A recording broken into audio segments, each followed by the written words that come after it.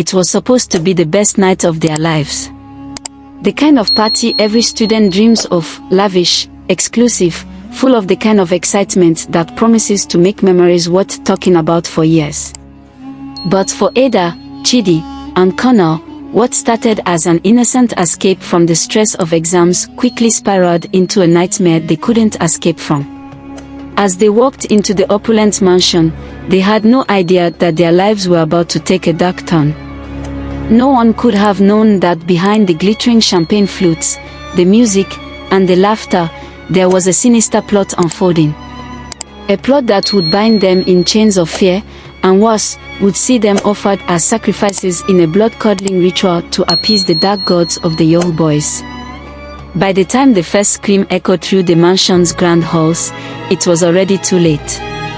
Ada's body lay motionless on the cold floor, her head hanging unnaturally, eyes wide in terror, her life snuffed out for the selfish desires of men who thought they could play God. Her friends, Chidi and Kunle, weren't far behind. How did they get here? How did a night of glamour and excitement turn into a chilling nightmare? What had they walked into, and could they have ever known the price of their curiosity? Stay with me, and let me take you through the horrors of December Danger, the party that promised everything, but delivered death. It was a typical sunny afternoon at the University of Lagos, the kind of day that felt like the entire city was wrapped in a golden haze. The campus was alive with students rushing from one class to the next, their voices a mix of excitement and exhaustion. But amidst the usual hustle, there was an undercurrent of anticipation that could not be ignored.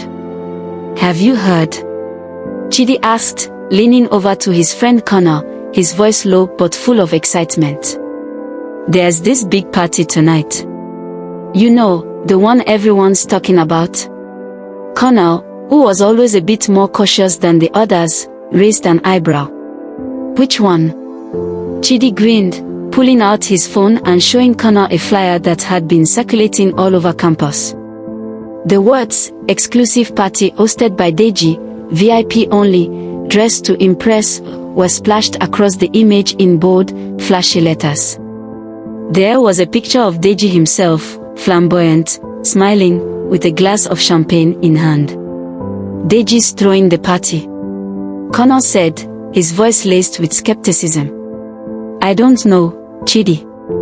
That guy always has a crowd around him, but no one really knows where his money comes from. You sure about this?" Chidi waved him off, laughing. "It's gonna be epic. Deji throws the best parties. Trust me, you don't want to miss this one. I hear it's going to be huge. The whole school's buzzing about it." Kunle shifted uncomfortably. "I don't know, man. You know what they say, nothing good comes easy. How do we know we're not being set up for something we don't even understand?" Chidi chuckled, shrugging. "You worry too much, Kunle. This is the opportunity of a lifetime. A chance to meet some big names, network with the elite, and just have fun. Think about it. You know how the girls are already talking about it. Ada's gonna be there too. She won't miss out on this kind of party." At the mention of Ada, Kunle's demeanor softened, his doubts giving way to curiosity. Ada was beautiful, smart, and always surrounded by an air of mystery. Chidi had been pining for her for months, always trying to find an excuse to impress her. The idea of impressing Ada, of finally getting her to notice him, made the prospect of attending the party even more irresistible. "All right, I get it," Kunle said, sighing. "But we better be careful, Chidi. You know Deji's reputation. He's always got some crazy people around him. Just don't get carried away." Chidi waved off the warning, feeling a rush of excitement. What's the worst that can happen? Besides, we'll be in a group. We'll stick together, look out for each other. No big deal. At that moment, Ada walked by, her smile radiant as she chatted with a group of students. Chidi's heart skipped a beat. This was his chance. He turned to Kunle, his eyes alight with determination. "See." Eda's going. She's probably already making plans for tonight. We are going to have a blast, trust me. Connor frowned, but before he could say anything more, Eda caught Chidi's eye and gave him a playful smile. Hey, Chidi. I heard about the party tonight. You guys going? Chidi's face lit up, and he straightened his posture. You bet we are. You know it's going to be the biggest event of the year. We'll make it a night to remember. Eda laughed, clearly intrigued. I heard it's going to be really exclusive.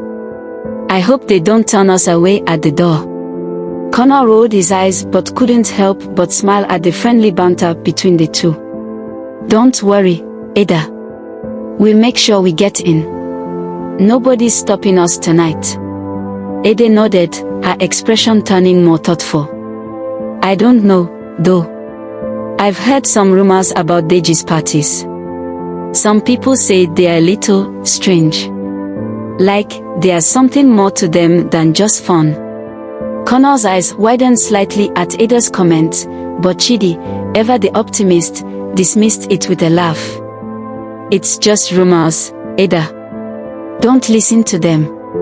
The man knows how to throw a good party. There's no harm in having a little fun. We'll be fine.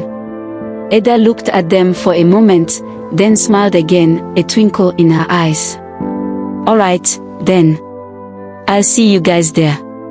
As Eda walked away, Connor turned to Chidi, a concerned look on his face. You heard what she said, right? People are talking. Maybe we should rethink this whole thing. Chidi shook his head, determined not to let anything ruin his night. Eda's right, Connor. People talk. But we are not going to let some rumors stop us. This party's going to be incredible. Trust me. And so, despite Connor's lingering doubts, the trio found themselves caught up in the buzz surrounding the exclusive party. The excitement of the night ahead was infectious, and soon enough, even Connor's skepticism began to wane. After all, who could resist the chance to experience the kind of glamour that Deji's party promised?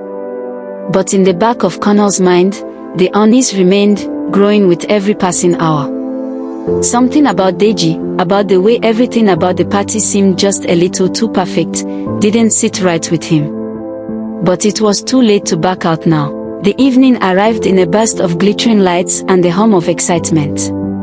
Chidi, Connor, and Eda stood outside the gates of the mansion, their eyes wide in awe as they gazed at the grandeur before them. The house loomed over them, an imposing structure surrounded by towering palm trees and flickering lights. Music thumped from within, a pulsating beat that seemed to reach out and pull them in. This is insane, Connor muttered, his eyes scanning the scene. I've never seen anything like it. I told you, Chidi said with a grin, adjusting his jacket. His nerves were masked by his enthusiasm, and his eyes were already scanning the crowd for any sign of Eda. This is the kind of party you remember forever. You're gonna love it. Eda, who had been mostly quiet, looked up at the mansion with a hint of unease. It's grand, I give it that, she said, her voice tinged with doubt. But there's something about this place. Connor raised an eyebrow, looking at Eda. What do you mean? Eda shook her head. I don't know. Something doesn't feel right. But hey, we're already here. Let's just enjoy ourselves. Chidi grinned, completely unfazed. Exactly. No turning back now. They walked through the grand gates, greeted by two bouncers who flashed them welcoming smiles as they passed. The mansion's interior was even more spectacular than they had imagined. The entryway was filled with marble floors, gold accents, and towering chandeliers that cast a warm, soft glow over the guests. The air was thick with the scent of perfume, expensive cologne, and the faint smell of something else, a mixture of something sweet and acrid, but none of them could quite place it. The music grew louder as they moved deeper into the house, and they were soon swept into a crowd of people, many of whom they recognized from school. Laughter and chatter filled the air, mingling with the sounds of upbeat music that made it impossible not to sway to the rhythm. Drinks flowed freely from the open bar, and servers in elegant uniforms passed around trays of mouth-watering appetizers. "See, this is what I'm talking about," Chidi said, his voice almost drowned out by the music. He took a sip of his drink, his eyes scanning the room. "This is what we've been missing. Pure class." Connor, though clearly impressed, still couldn't shake the nagging feeling at the back of his mind. "Yeah, it's impressive," he said, his gaze darting around the room. "But something's off. I just don't like how perfect everything is." Ada stood quietly between the two, her eyes narrowed, observing the guest. She didn't say anything, but her discomfort was growing. There was an underlying tension in the air, something she couldn't quite explain. The guests around them were having fun, but there was a certain hollowness in their laughter, as if they were all playing a part in something they didn't fully understand. Chidi, oblivious to Ada's discomfort, nudged her. "Come on, let's mingle. Have a drink, meet some new people. There's a whole world here waiting for us."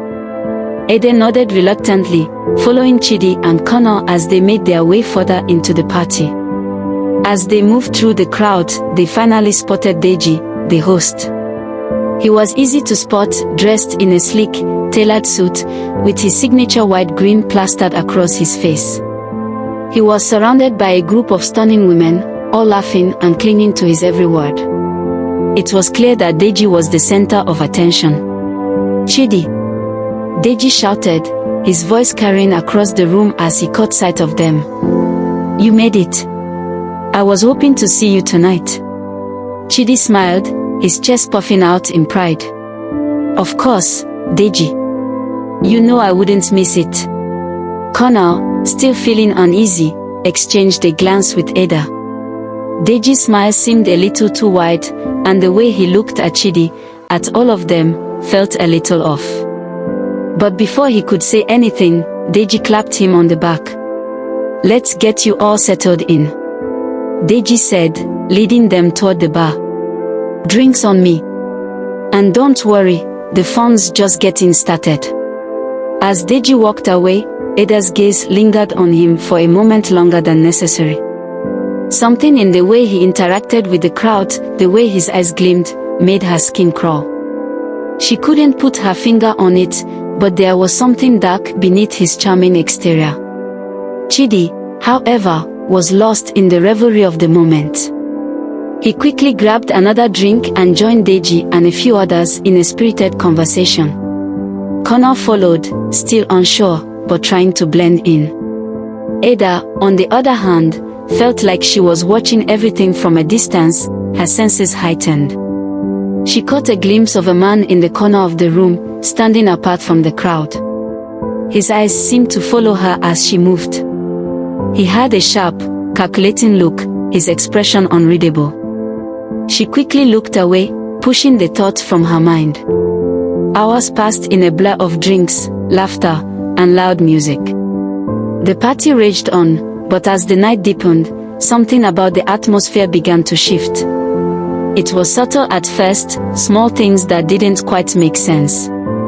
The music changed, becoming darker and more haunting, the lights dimming just a little too much.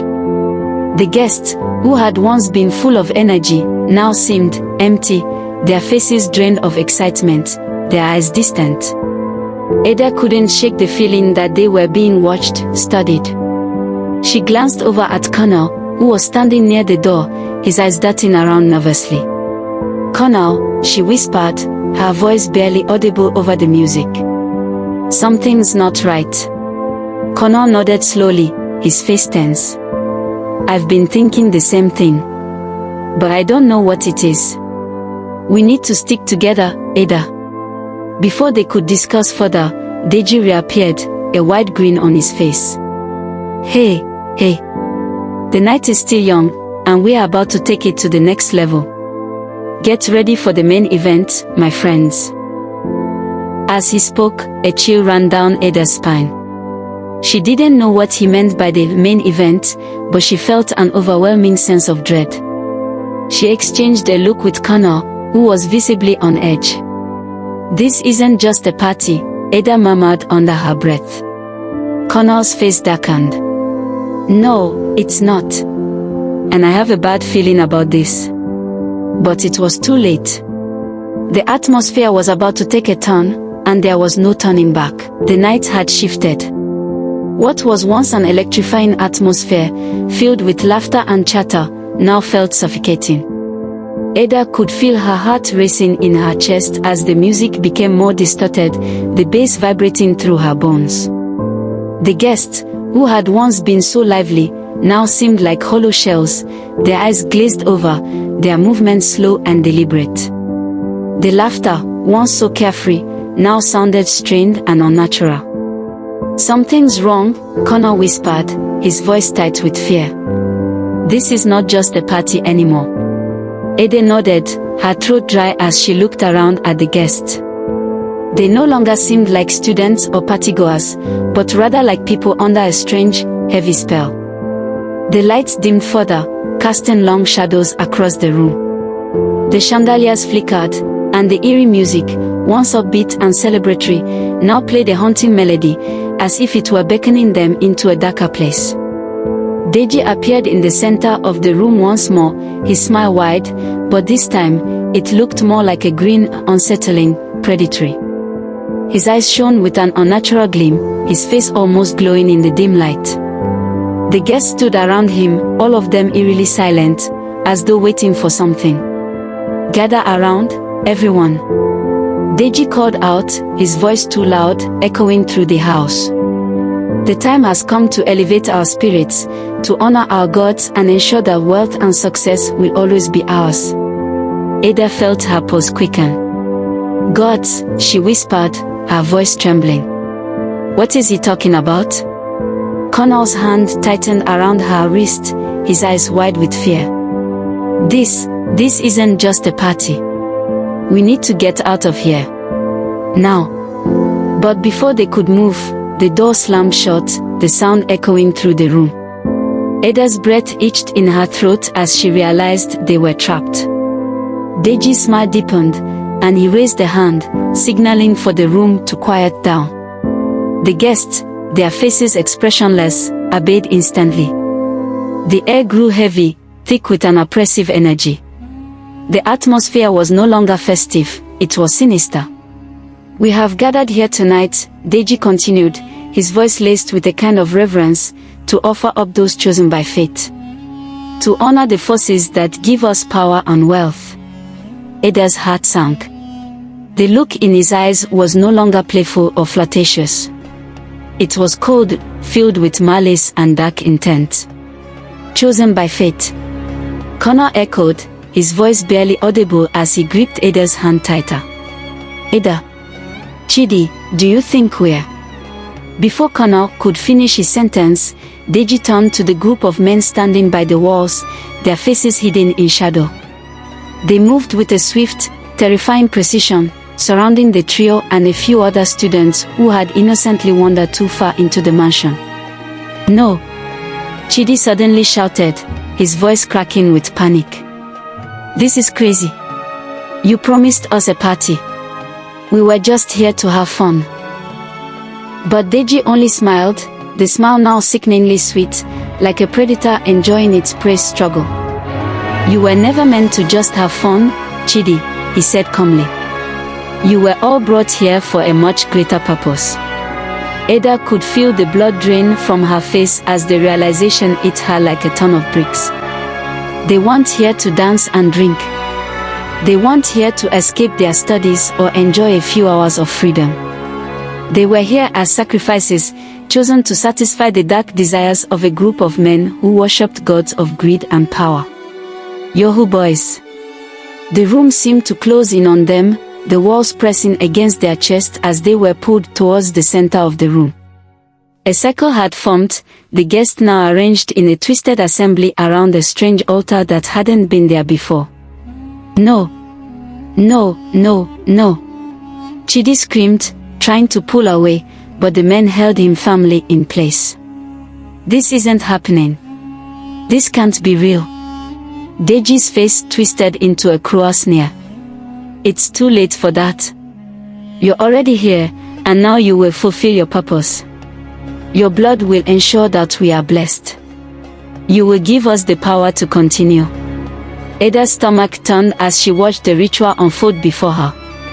She could hear the whispers of the other students around her, their voices rising in panicked, desperate cries. Some were still trying to fight, others were frozen in fear, their bodies trembling in terror. Connor tried to speak, his voice shaking with fear. "You can't do this. You can't kill us." But Deji's eyes burned with intensity as he raised his hand, signaling for the ritual to begin. The air grew even colder, the lights flickering once more before they finally went out, plunging the room into darkness. In the eerie quiet that followed, all that could be heard was the soft sound of the wind outside and the rapid beating of their hearts. And then the chanting began. It was low at first, barely audible, but it grew louder, a chorus of voices repeating a strange, guttural chant that seemed to echo from all directions.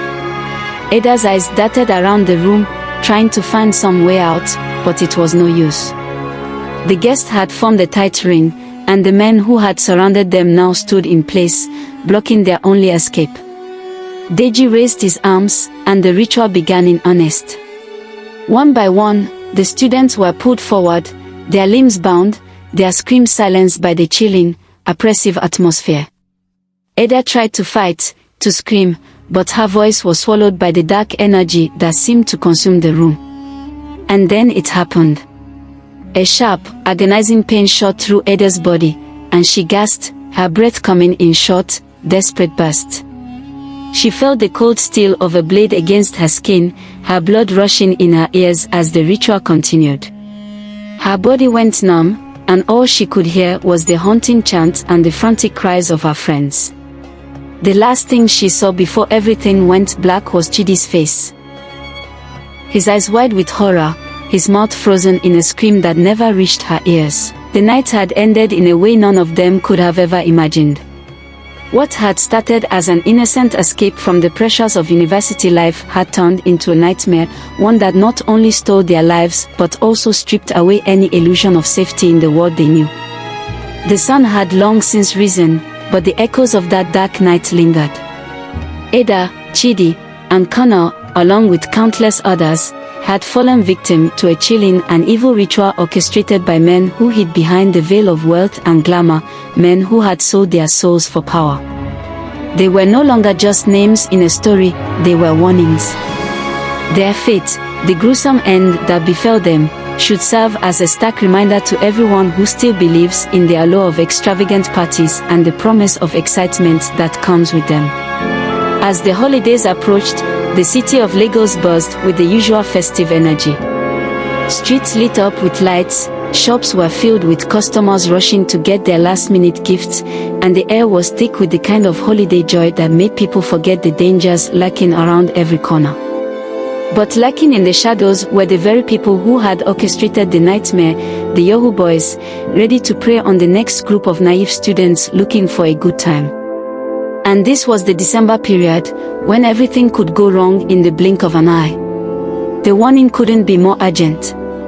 Parents, teachers, and community leaders alike needed to speak up, to remind their children and their students that not every party was what it seemed. Not every invitation should be accepted with excitement and curiosity. Beneath the shiny exterior of lavish parties and promises of fun, there were darker forces at play, forces that had no mercy and no respect for life. Don't go to parties in school during December, the words should echo in the minds of every young person, especially the ones that sound too good to be true. Be wary of those who promise excitement, who dangle wealth and power like a carrot in front of your face. There are people out there, desperate, manipulative, and dangerous, who will use anything and anyone to gain what they want. And when you least expect it, you might find yourself bound, gagged, and sacrificed for the sake of their twisted desires. Remember Ada, Chidi, Connor, and the others. Remember their lives lost in the name of greed and dark ritual. They never had a chance to warn anyone, but their story should serve as the warning for generations to come. So, parents, warn your children. Teachers, educate your students. Let them know that the world can be a dangerous place, especially when it comes to the allure of the December season. Let them know that no party is worth the risk of losing everything, because sometimes the price for fun is far too high. And if they don't listen, if they refuse to hear the warnings, you can only pray that they aren't the next victims of the Yahoo Boys' deadly games.